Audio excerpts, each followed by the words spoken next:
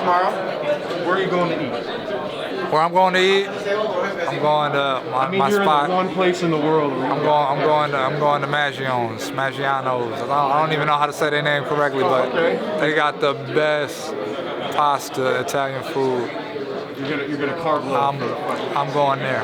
Every time I'm in Vegas, I go there. Whether it's for a fight or whether it's just to kick it. I got family here, so anytime I come here, I go to Maggiano's. Tell me, the last couple times I've been at the Armory, I haven't seen as many COD fighters as I have at the other time. What's going on at the gym? We got more stuff coming up. Yeah, man. Coming behind you? Yes, sir. We just had a lot going on with our city, as you know. And not only with the city, but also with our organization. We had to relocate. And we found a great space now, way bigger space. We got new equipment. We got classrooms where we can, mentor these kids, where we can tutor them through school and stuff like that. So we just had our soft open last weekend. So, on the pro side of it, it kind of hurt us a little bit because we didn't have no main gym at home where we could really train at.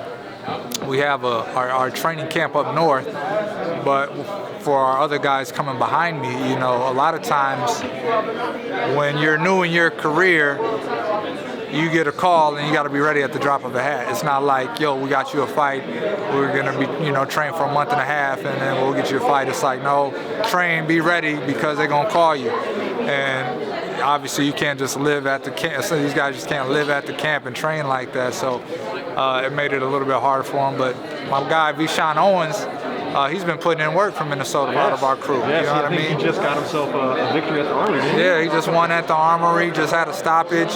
I believe they're talking about him being back in action December 18th, as well as we got my guy David Morrell, who's another champion from Cuba who adopted Minnesota as his home.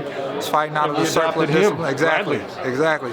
Accepted a circle of discipline, and I think he should be fighting and possibly headlining, I believe, that fight. So we got some guys coming, and we got some other dudes still kind of newer in their pro career, but I believe if they take it serious and get the opportunities where it shows that this can be very beneficial for their lives if they chose to go this route.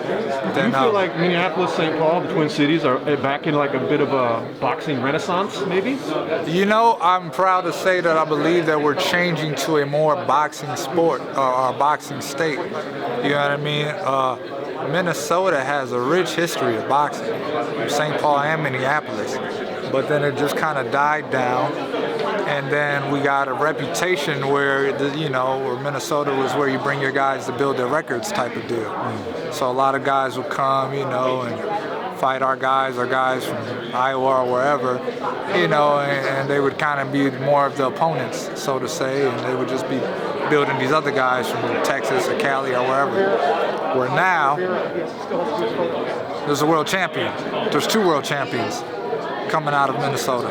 You know what I mean? Previous world champion, Caleb Truex, out of Minnesota. You know what I mean? Exactly. Rob Brand as well.